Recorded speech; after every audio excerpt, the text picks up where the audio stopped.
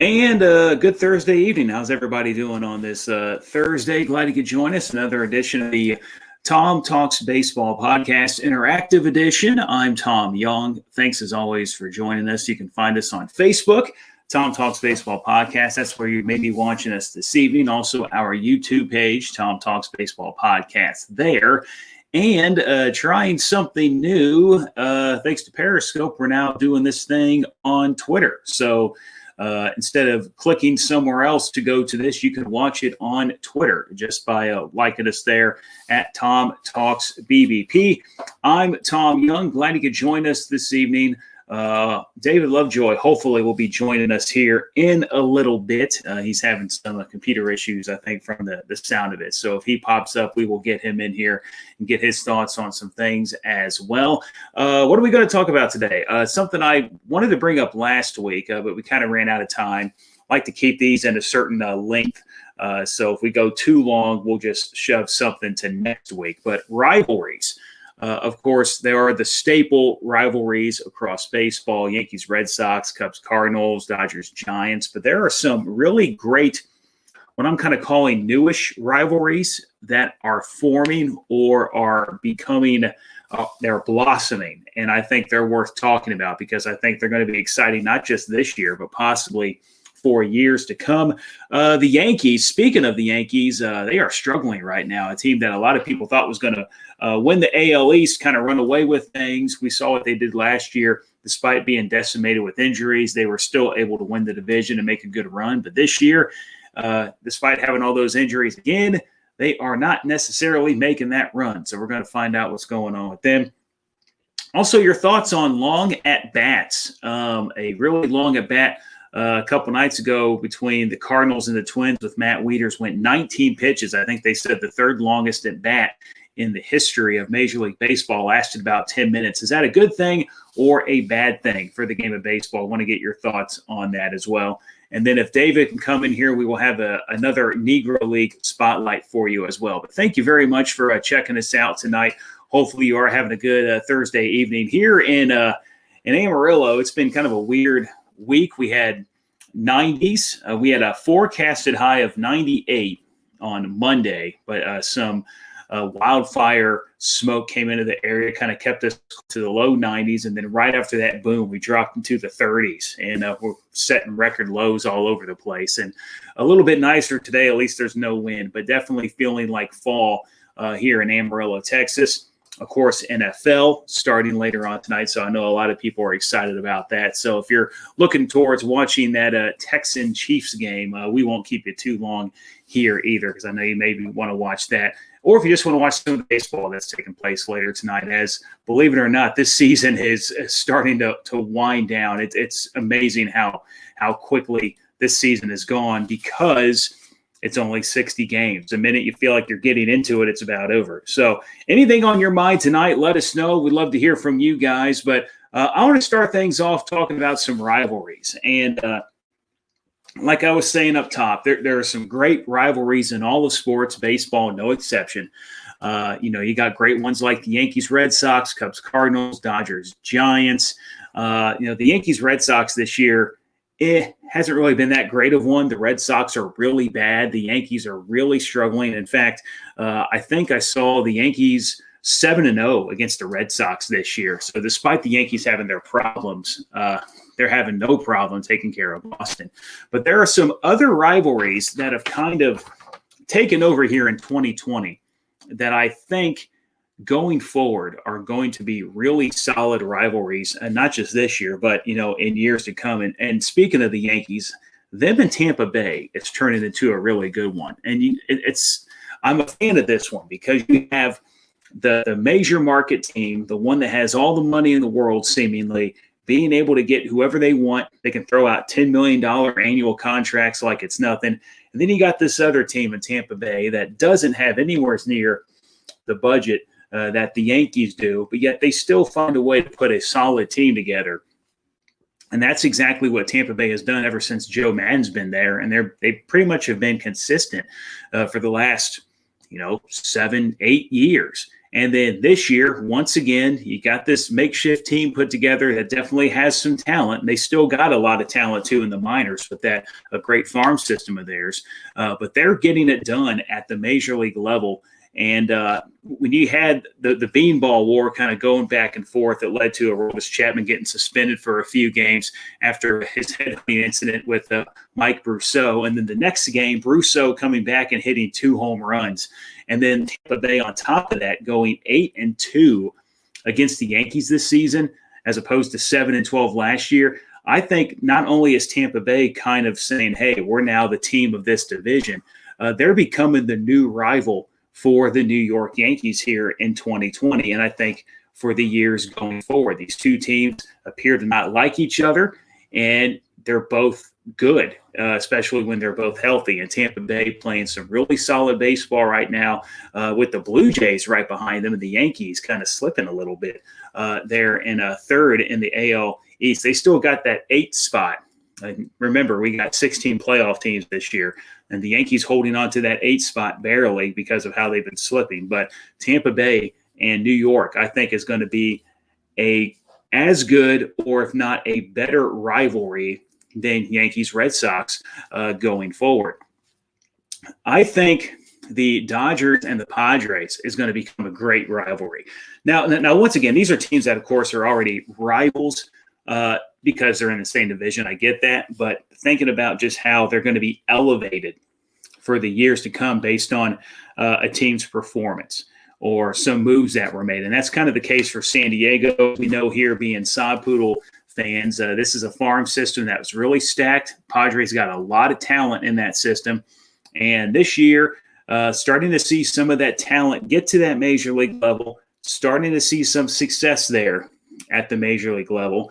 And at the trade deadline, more than any other team, making moves all over the place and getting some solid pieces. Mike Clevenger, the big one that they got, some great moves in the offseason. They had that trade with Tampa Bay to get Tommy Pham over. But funny enough, the other guy, Jake Cronenworth, this seems to be the one that's paying big dividends for them right now. But the Padres shaping up to be a really solid team going forward. The pitching staff, think about this, the pitching staff they got. They got Mike Clevenger, who's going to be there for at least the next couple years beyond this one. Zach Davies, who they got in the offseason from Milwaukee, a trade that sent Louis Urias over.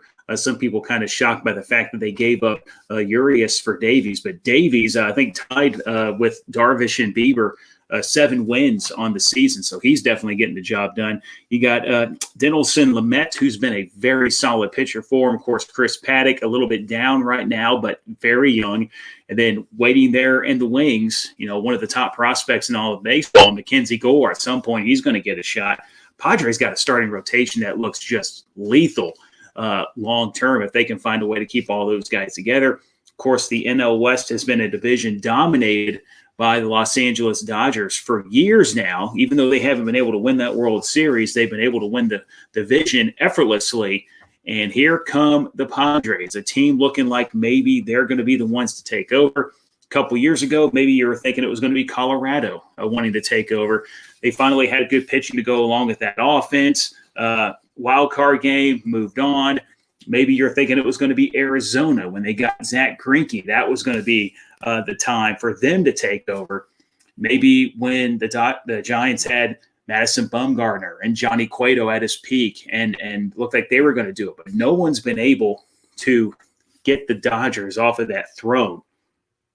I think the Padres have a very good shot to do that.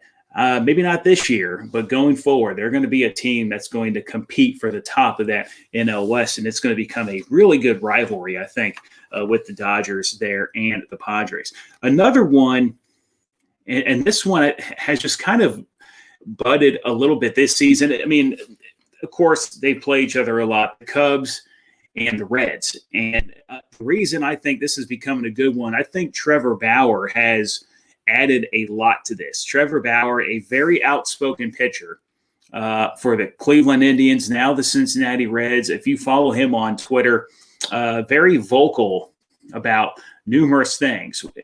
He's not afraid to say that Major League Baseball is messing this up or messing that up. He's not afraid to go after another team's players. He dominated the Cubs last night. Let's just say it was a great matchup between two potential Cy Young award-winning pitchers, Yu Darvish and Trevor Bauer. Bauer goes 7 2/3 innings, strikes out 10. Cubs do absolutely nothing against him. And they were jawing back and forth all game, and Trevor Bauer had kind of a funny comment. I'm not going to repeat it here. He did throw a word in there. But it just kind of showed how those two teams kind of don't like each other. And because of that, I think that makes the rivalry that much better. Cubs have played the Cardinals 10 times this year, and they split those games. But I feel like when they've been playing the Reds, there's been a little more intensity out of both teams in those games. And so, of course, the Cubs and Cardinals, still a great rivalry. But going forward, I think the Cubs and the Reds is going to turn into a great one, especially if the Reds can finally get over the hump and compete for a division title, which they thought they were going to do this year with all of those moves they made in the offseason. I think we got David Lovejoy. I'm going to add him in here. David, what's going on, man? Oh man, it's the revenge of the electronics day today. Always, my cell phone was acting up, so I had to go get a new cell phone this week. And now it looks like my computer is getting jealous because it's giving me hell today. Oh man. But hey, new cell phone. Yeah, the other one for like what, 20 years? So yeah, it was nice. the original electric model. You had to plug it in to use it. And I joke, but I'm serious. I wish I had my flip phone back. I really do. These new things, they get bigger and more complicated, and features I like aren't included on them. Just simple things. So no, I'm not a smartphone guy. You know, if it wasn't for texting, I think I'd be right there with you. But the fact that I'd have to hit like the number 1 3 times to get the letter C, like that would just drive me nuts, you know. So I kind of like, if it wasn't for that, I'm kind of with you. I had a flip phone back in the day, and I love that thing. It just fits nicely in your pocket. But glad we finally got you on, mainly because I needed a breather. I was rolling along there, having fun talking some baseball. We were talking about rivalries, David. Some of the new ones that, of course, that have been around a while, but have kind of blossomed into something bigger than what we're used to them being. I brought up the Yankees-Rays. With the beanball wars they've had, Tampa Bay 8-2 against the big market team, small, David versus Goliath, if you will, when you think about the money involved there. Dodgers, Padres, I think is going to be a great one going forward. Cubs and Reds is another one. I think that one's had a little more intensity than Cubs Cardinals of late. Any other ones that you think are turning into really good rivalries here in 2020? Well, I think the main deal about any rivalry in baseball, it used to be it didn't matter if you're a winning team or not. The Cubs hated the Cardinals no matter what kind of year they were having. And when they went to St. Louis or St. Louis came into Chi, it was going to be a battle. It was going to be ugly. The fans were into it. But now it seems like winning plays a lot into a rivalry. I mean, let's be honest. Last year at this time, all we ever saw, or you got to see 3 times a week, were Boston and New York. Whoever Boston played, whoever New York played, and when they played each other, every one of those games are going to be telecast across MLB Network, ESPN, Fox, whatever. Now, Boston's not having a good year, and it seems like the Yankees are taking a nosedive right now, and so you kind of have to look for the rivalry. I tell you, a rivalry that really is probably only being facilitated because of this year's weird COVID schedule. The teams are playing only their teams in their division, and then they're playing the same conference or division across the American or the National League. So it's the NL West versus the AL West. And that rivalry, and it started in a World Series, and boy, when these two teams play, you can see the hate, especially from the one dugout, the Dodgers and the Astros. They don't like each other. And I don't know if it has to do with, the famous game against Houston in the World Series. You remember they shamed Yu Darvish in that game and said, oh, he's a terrible pitcher. Well, if you're telling me what you're throwing 5 out of 6 times, yeah, and they blamed it on Darvish saying he was tipping pitches. Well, he didn't know he was tipping pitches, and the whole dugout and coaching staff and upper management were helping him tip those pitches. They don't like each other. When they play each other, they play hard against each other. More so the Dodgers than the Astros, but the Dodgers go after those Astros. And so that's a new kind of rise to a rivalry. You would think Houston and Texas would be a rivalry. Nah, it's barely a blip on the screen. Houston has always thought they're better than the Texas. It's true. They are. So that's not a rivalry. Of course, you have the traditional stuff like New York, Mets, and the Yankees. Not really hot anymore. You don't have the big stars there. You made up a point earlier about how beat up the Yankees are. And last year they did it. The year before they did it. Have they gone to that magic well one too many times to save them? There's nobody being that big young star off the bench to help them out with Judge hurt again and the whole lineup like that. So what we think of rivalries as we were growing up as kids that were natural rivalries, they've kind of mellowed out over the years. I think Cleveland and Minnesota, they don't care for each other a whole lot. And it has to do a lot with Minnesota's winning, Cleveland's winning. I think that's the main thing that drives rivalry. Another one, here's one from the NL East. The Atlanta Braves and the Washington Nationals. I sense a little edge in that game every time they face each other. I don't think they're, hey, good luck. They don't play like that with each other. So what we grew up thinking of as rivals now have kind of mellowed out. And you being a Cubs fan, it used to be if you were a St. Louis Cardinal fan and you walked 2 feet inside the Illinois border, you might get beat to death for the fun of it. Just for the fun of it. Well, and don't get me wrong, it's still a good game. And as a Cub fan, I love when they play the Cardinals because, that's ultimate baseball to me. You're playing the Cardinals, you play them, upwards of 20 times a year, 19, 20 times. You look forward to those games. But it just seems like, kind of like you're saying, you got new teams coming up. I look forward to seeing who the White Sox, ruffle feathers with, because here's a team that's been down for a bit. Now they're good. And once we get into next season, we play more than these little 60 games. I'm kind of curious to see, is it going to be a Cleveland or a Minnesota that they just have these really hot battles with? And that's kind of the thing. Go ahead. I think his internet is acting up once again. Yeah, but we've been having issues with this internet, and it's unfortunate. So hopefully David can get figured out there. But let's go ahead and move on, David, if you can hear me. You were mentioning the Yankees a little bit ago, and definitely wanted to talk about them tonight because a lot of people had them as being the team to win the NL East. And then they started off hot. Aaron Judge was on a roll. It was looking like he was going to hit 20, 25 bombs this year. He gets hurt. Giancarlo Stanton gets hurt. Stanton comes back. He gets hurt again. Judge gets, Urshela's hurt. Also Paxton. And last year they had all these injuries, and Aaron Boone and company were able to navigate through them, still put up this impressive season, go all the way to the ALCS. But this year seems like they can't get this team figured out with all these injuries.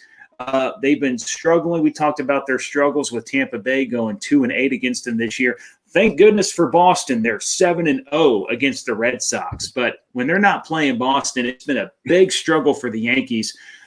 We got a few games left here. We got less than 20 because of this really short season. Do you think the Yankees can turn this thing around, or are they in a free fall too deep to crawl out of? Well, that's the one thing about this 60-game schedule. If you win a weekend series, let's say you go and you take a homestand or last 2 games of a homestand from a Monday through Wednesday series, then you hit a weekend 4-gamer at home. And by Tuesday, you could be in first place. You could be in 4th and 5th place. If you hit that lotto all the way through, get on a little hot streak, last 2 games of the series, and you hit somebody else that's not a floor on a hot streak and be right there. We're talking about the Yankees. What is this? Now, I'm looking for Earl Weaver to come run out of the dugout, kicking dirt on people. Baltimore's in the heat of the battle this late in the year. But the Yankees can do it. There's been some disappointments. Gleyber Torres finally got moved to his natural position. Didi Gregorius went to Philly. That took Gleyber to shortstop. You thought he'd relax and take a deep breath, and that's his natural position. His bat has been lacking this year. The big hits. He finally hit another home run last night, but you're right. Yeah, Gleyber's been down. And you thought all this would get back to comfort of those players. A-Rod used to use that excuse all the time. Well, sometimes it unsettles me because I'm not playing my natural position. And you can either buy it or not. I just don't see that cavalry that the Yankees had in the last 2 seasons rushing up that hill to save them, and a lot of young, unknown players that have become superstars. So online, and they start hitting the ball just a little bit. Look at the Toronto game, right? Did you watch the game last night? Yankees. Who the Yankees? I watched a little bit. Yeah, they played the Blue Jays, and they had that young pitcher, and I'm started with a G. I'm blanking on his name. But man, he came in and he looked great. So maybe there's a little bit of hope there. But with the way the Blue Jays are playing, the way the Rays are playing, it's going to be tough for the Yankees to finish higher than third. And third means you got that chance of not making the postseason this year. And right now they have that 8th spot. If the season ended today, but Baltimore, surprise, Baltimore just a game and a half behind them. Orioles 20-22. They got off to a really hot start. They've kind of cooled off a bit, but they're still hanging around. So apologies again for this internet. I know you've been cutting out. I've maybe been cutting out on your end. If you're watching, maybe we're both cutting out. I don't know what it is. Yeah. But like I said, I think it's whenever you get a new electronic something in your house, all the other electronics get jealous and they start acting crazy. That's why I don't like buying new stuff. I just believe that's how you jinx yourself. Yeah. You go buy a new toaster oven, your washing machine starts throwing up at you. Yeah, I don't know why they do that, evil bastards. I'll tell you the one thing. You're talking about Toronto last night and the Yankees. I could have swore at one point I looked up and I saw the friendly confines of Wrigley Field because the Yankees had base runners on base and they weren't moving them. If you looked at the early line score of that game, you would have thought the Yankees were just beating the snot out of Toronto. They were putting runners on base. They just weren't moving them around and scoring runs. And I don't care how fancy and how far you can hit the ball. That's all that matters is getting across home plate. I don't care how you do it. And the Yankees don't have that killer guy. I mean, I like Judge's game. I like Stanton's game. But in the back of my head, it just clicks. It's like, are they too big to play this game? Their body can't hold up to this every day pounding. Are they physically too big to play this game? Well, the thing I worry about Stanton, I'm kind of with you a little bit on Stanton because, like, Judge is a big guy, and so, of course, that's a lot of weight. But Stanton's built like a bodybuilder. And so maybe the fact that he's like 1% body fat or whatever he is, maybe that plays against him a little bit. Maybe he needs to, soften up. He's still going to be a beast. But maybe that body type is tough to maintain and tough to stay healthy because in the last few years, that's been his problem. It's just staying on the field. He did it that final year in Miami and got that massive contract. But since going to New York, last couple of years have been very difficult for him to do that. So maybe that is an issue. The body types kind of go against them a little bit. They do make a difference. We look at Zion Williamson in the NBA. Down in he plays with the Pelicans, I think, and the kid's a monster. He's Charles Barkley times 2, and he plays hard. But I just don't think with a body like that and the way he plays, he's going to last very long. That body's going to get beat up by his own self. And I think that's what's happening a little bit to the Yankees. Stanton, when he's on. But you're right about that bodybuilder analogy. We used to joke in football when we go to the gym and the beefcake guys would be in there lifting and they'd be throwing 300 pounds off their chest, but they couldn't leg press 50. You know, they had all this other body. They never did a lower exercise. And they look like if you tipped them, they'd fall. And Stanton gives me that feeling like even when he's in the box, especially last year, those few 18 games he played last year, it looked like he couldn't figure out where to put his feet. He was lost. And so I don't know. Baseball is a certain body style. Certain things work. You can have the big arm of a receiver and a big body, big thighs, like a fullback, or you can go get somebody who's a whip that looks like a rail and can pitch wonderfully. It's hard to judge what is a perfect baseball player. But I just the football body in baseball, it just doesn't work because it's not about how fast you can run forward.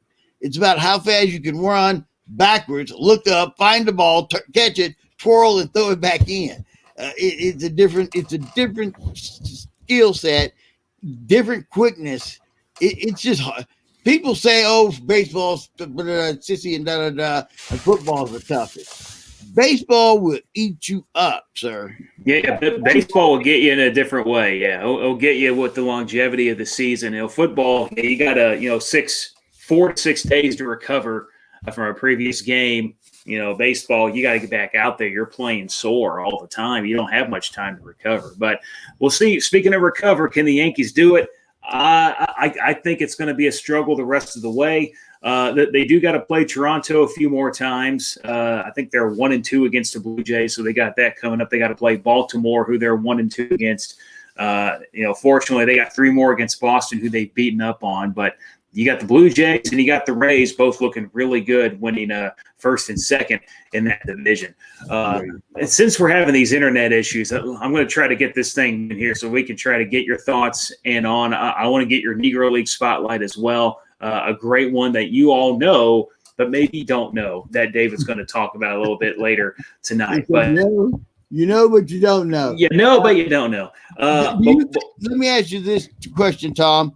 This sprint of a season, we're trying to go hard. Those teams that had to not take games early in the season due to the COVID and stuff, they come back and teams in competition for the playoffs. And now they have to trot out their best pitchers to play these guys and set up a lineup in 2 weeks to go to play. Is that fair? Is that a fair way to handle it? If you couldn't get up and your team was negligent with the Coronas, then you shouldn't. Okay, go play Tampa again. Go play somebody for fun. Go play the Cedar Park third graders. Yeah, over here. Yeah, I don't know if it's fair, but then again, this whole year hasn't been fair anyway. So I think it's one of those. It is what it is. You've said it a couple different times. There's going to be an asterisk of sort on this season. Whoever wins it, good job. But it wasn't. But it's going to be considered a legit season. Cardinals, I just saw they got to play 21 games in 16 days, which means they're going to have at the very least 5 doubleheaders coming up, and if they have an off day, there'd be 6. So. Cardinals got, that they missed the most time. They missed up to 2 weeks with this and fell about 10, 15 games behind, and they slowly started to make those up. But that's a lot of double headers. That's a lot of extra moves that need to be made. You're bringing guys from the alternate site to fill a spot. I think the Cubs are a good example of a team that's kind of suffered a bit because they had to play a team with a number of double headers. Rotation got kind of out of whack. You had kind of a set deal you wanted to do. Granted, an injury to Tyler Chatwood didn't help either. But now you got Adbert Alzolay pitching tonight against Sonny Gray of the Reds. Maybe he's not pitching if you're able to do one game at a time. But this is the way this season's gone. And it's just, is it fair? No, but it is what it is. And it's just kind of the hand we've been dealt here in 2020. And we'll see who ends up coming out on top and how they are viewed when all is said and done. Let me ask you this, Tom. Yeah. Of all the teams, it's been a roller coaster. It's been crazy. It's been ugly. And we thought, these teams will be hot. And some of them are. But what team do you see has the spark? And who cares about the ring this year? If they win the ring this year, they shouldn't really party like it's 1999. But who do you see coming up maybe next year and being that surprise tough team? I think the Blue Jays. I like the Blue Jays. They're starting to click right now. Depends on pitching, because I think the offense is really coming along, and that's going to be a very good offense next season. If Ryu can pitch more like he did with the Dodgers, and then some of those other guys they got, if they can keep them, and they can, like Ross Stripling was a good addition, I think. If he can be solid, they can get the good bullpen. I think they're going to be a tough team. And the Padres, I think, are. I was talking about this earlier. This is potentially their starting rotation next year. So you got Mike Clevenger, of course, who they just got. He's going to be there because they got him for 2 more years after this. You have Zach Davies, who they got from the Brewers in the offseason, where they traded Luis Urias over to Milwaukee, who, by the way, is having one hell of a season. So right now that trade's worked out well, because Zach Davies, I think he's tied with Darvish and Bieber for the most wins in the MLB with 7 on the season. You got Dinelson Lamet, who has turned into a stud of a pitcher, kind of a guy that you haven't really heard about because of all the other guys they got, but Lamet's been amazing this year. So if he can keep that up, of course, the Sheriff, Chris Paddock, who we didn't get a chance to see here in Amarillo, but we heard a lot about when the Sob Poodles came to town. And then that leaves one more spot, and it's probably going to go to Mackenzie Gore. Padres got a starting rotation that has potential to be very, very good. To go along with an offense, there's a reason they call them Slan Diego right now. These guys are mashing. They are mashing, and they're young. Not only do you have Tatis, who is looking like an MVP this year, you got Manny Machado, who's been solid. Will Myers has bounced back. Eric Hosmer, before he got hurt, bounced back. But after he got hurt, they brought in Mitch Moreland, who hit his first home run with the Padres. Then you got this Jake Cronenworth guy, who they got from Tampa Bay, along with Tommy Pham. Pham was supposed to be the big acquisition in that trade. Pham's been hurt, and now this Cronenworth's looking like the rookie of the year. So Padres are making all the right moves. They got the great farm system, the great talent. They're still stacked. They're going to be good next year. Let's hope they don't get crazy and trade it away for a stilt-wearing midget for some rusty beans. Well, and that's the thing. They made all these moves this trade deadline and didn't do that. I think they're being smart. One final thing. There's a team. Can you name 2 or 3 teams that have kind of given up? I've seen 3 teams. Well, I think Pittsburgh's kind of, they weren't supposed to be good anyway. They've kind of given up. The Nationals have kind of gone the wrong way. One team that you looked like has kind of come back, and that's the Phillies. The Phillies had a stretch where they won 9 of 10 and kind of crawled their way back into it a little bit. Detroit's getting slaughtered right now. They had a stretch. I think they gave up 26 runs without allowing a run over a 12-inning span between yesterday and this afternoon. So you got some teams that are for sure looking ahead to 2021. But a majority of them are thinking with these 8 playoff spots per league, they got shot still. If they can win 5 in a row, who knows? Maybe they can take the place of a Yankees or take the place of a Marlins or something and find their way in there into that 8 spot. We'll see how things finish. So one thing 7-inning games do is shorten the length of the game. A lot of people like to talk about the length of a baseball game. It's too long. Of course, unlike the other major sports, there's no clock in terms of how long it goes. You can pretty much set a clock to when an NBA game is going to start and end. Kind of the same with football, unless there's overtime, of course, in any of those sports. But baseball is very unique in that regard, that it can go on as short or as long as it wants to.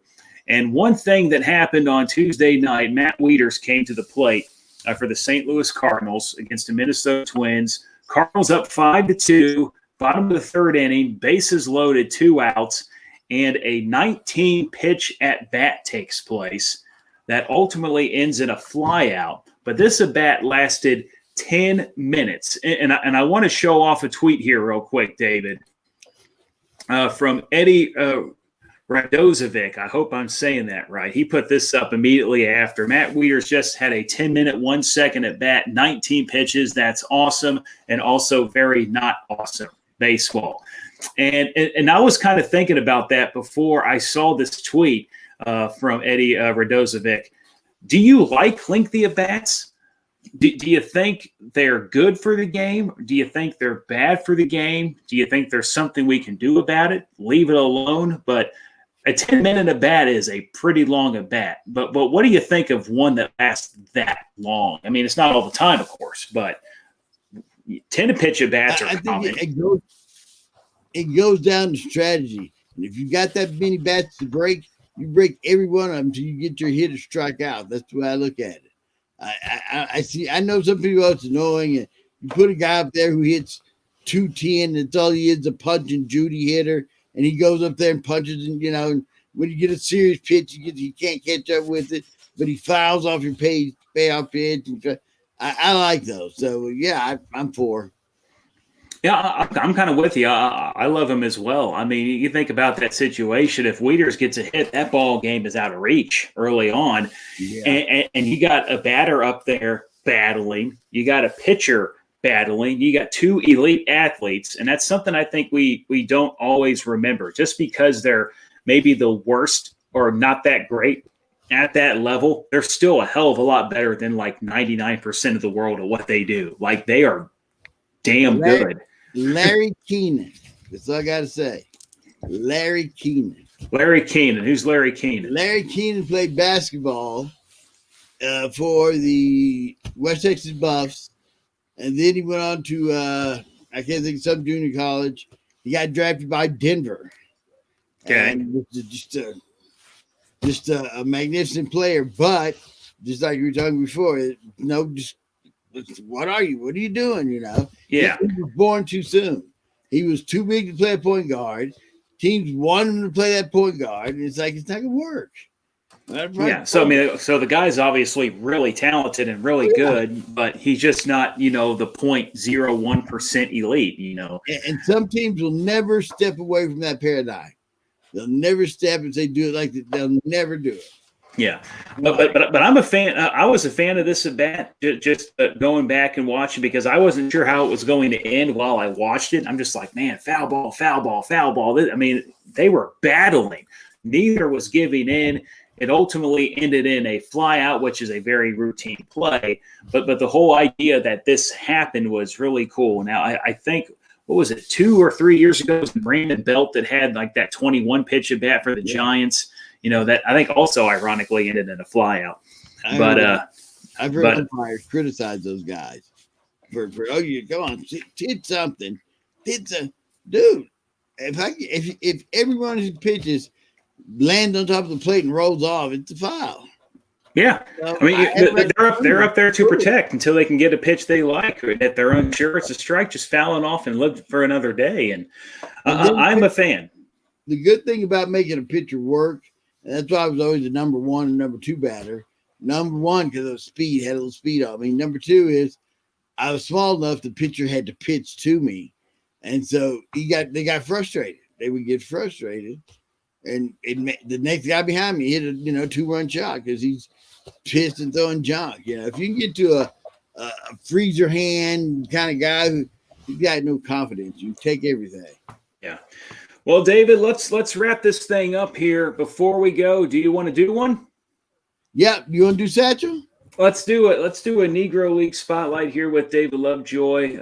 We're going to talk about the great Satchel Paige tonight. David, tell us a little bit about Satchel Paige and his importance to baseball. Now, everybody talks about their 6 degrees of separation story. Like, I went to Dodger Stadium. I got a Dodger dog. Steve Garvey spat on my Dodger dog. So I'm the spat child of Steve Garvey. No. I actually have a connection to Satchel Paige. Satchel Paige, born poor Mississippi, worked in the crops, a right-hander. He first played in the semi-pro league, the Mobile Tigers. And he did professional game tricks and that sort of stuff. That's where he got discovered and got put into the Negro leagues and just had a flavor. He was the Meadowlark Lemon of baseball. Always a funny comment, always something crazy. That was Smokey, but he could throw. When he got on the mound, he could throw. So Satchel was the dichotomy of good versus bad. The good is he'd pitch a no-hitter. The bad is next day when the train leaves, he's over there with your wife. That was his Satchel's role. But he taught a lot of young men how to survive in this league and hold your dignity.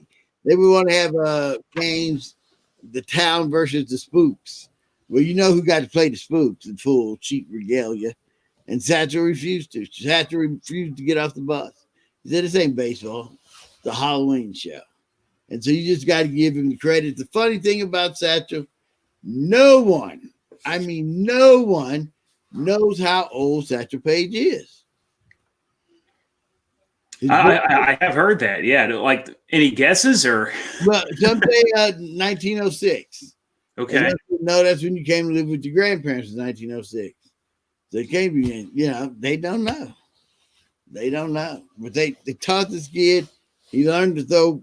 He was a spangly kid. Roger Clemens, Tom Seaver died this week. Those are going to be the last of the Powerball pitchers. They're not going to come up there. They might have a 90 in you, but they're not going to throw it consistently. Because what comes in at 90 miles an hour goes out about 195 miles an hour. And that's what's happening with these pitchers. I know you throw hard. I didn't fear somebody who threw hard because 9 times out of 10, if they threw hard, they could only put it in one space. That's where they throw hard at. They're not going to try to throw a slider on you. They're going to try to backdoor you with anything. They're just trying to get that pitch between the box up and down your knees, getting the brush off. You want to really upset the psyche of a 12-year-old? Go out and let him start pitching at you and never take the bat off your shoulder. Just look at him. Just keep the bat. Yeah, that's also how you upset an umpire because it's ball 4 after ball 4 after ball 4, and I know that because I umpired enough to. Kid, it's going to be a strike at head level. I'm just telling you right now. Swing the bat. I got to go home. I got to eat. This is ridiculous. I'm more of the parent. I've kicked out parents out of the stadium. Let them go. Go. Yeah, your mom be what you can come in after the game. Come get your child. But yeah, Satchel Paige revered as one of the best pitchers ever, even though he didn't really, play at the major leagues, right? He got a little touch of the major leagues. He pitched for the Cleveland Indians for a short while. Okay. He was the first black pitcher in the American League and a 7th player overall. That was like 1946. He made that league, but he just never got his due. He never came back to be the Satchmo that he. I mean, this guy could do remarkable stuff. The screwballs, the rolling balls off your shoulders, still getting velocity on him. Half the things he'd do would be a balk. On the mound. But you can't do that on the mound, dude. Yeah. but he did. And there'll never be anyone like it. There'll be no one to take that mantle and do that. It's sad. So having a lot of fun every week, learning more about some of the great players of the Negro Leagues, and of course Satchel Paige. Like I said earlier, a guy that you know, but maybe a guy that you don't know at the same time. And it would have been fun to see him play his entire career at the major leagues, just to see what he can do when he went against everybody. Yeah, because I think he would have been able to put up some numbers that. Lou Gehrig said he's one of the finest baseball players ever. I mean, that's a pretty big compliment from a pretty good player. Crazy, cut his head off to freeze. Ted Williams said Josh Gibson was the truly Babe Ruth. He's the home run king. He said that guy had everything. Babe was a slouch. This guy hit the ball. If it fell in the corner, he's going to third. Yeah. So but Babe is just rounding first, trying to get the toe. This guy was a great hustler. Yeah. Well, I think we're going to wrap it up there, David. Had more fun tonight. I'm glad you finally were able to get on. I know we're having the internet issues and stuff, but go get some sleep. Secure place and lock away for the week. What's that? I said, we got to go to a secure place to lock away for the week. Yeah, right. Yeah. Yeah. Tom, Well, football season starts in a little bit. Who you got? Tonight or overall? Overall. Overall, I'll tell you who I want, but it ain't going to happen. I think the Chiefs are the team again. Until someone can dethrone them, I think that the Chiefs are the team. They got the weapons. They got Mr. 99 there in Patrick Mahomes. I think there's going to be some great competition. Road games are not going to be as much of a factor because football is definitely one of those sports that benefits from a crowd. Yeah. The 12th man in Seattle no longer exists here in 2020. So Lambeau Field maybe isn't as big of a home field advantage as it used to be. You know where that tradition came from, don't you? Which one? The 12th man. Where'd that come from? That came from Texas A&M Aggie football. Okay. Back in the 50s. They started it, huh? Back in the 50s, they were playing. They had a man go down. They were thin anyway, so they found somebody's student's body, put the number 12 on him, and sent him out there to play. And every year after that, they have the 12th man unit. Sometimes it's up to 8 players, and all they are tackle dummies. Yeah, gotcha. Good job. So, well, there you go. We learned some more stuff today with David Lovejoy. So appreciate it, man. Go get some sleep. You'll be on the chat again tomorrow morning. News Talk Sports, 710 AM, 97.5 FM, KGNC, also KFDA channel 10.2. I'm going to go do whatever I do for another week, and then we'll come back here and we'll talk some more. I don't even know what I do anymore, but we'll talk some more baseball. It's getting down to it. It's getting right down to it. So we're going to have to start picking some winners and losers. We'll have to start doing that, MVPs, awards, and various things. Get your thoughts on that as well. But, David, have a good night, man. And everyone else, thanks for watching. This has been the Tom Talks Baseball Podcast. Hopefully you enjoyed what you saw tonight, and we will talk to you again next week. Have a good evening.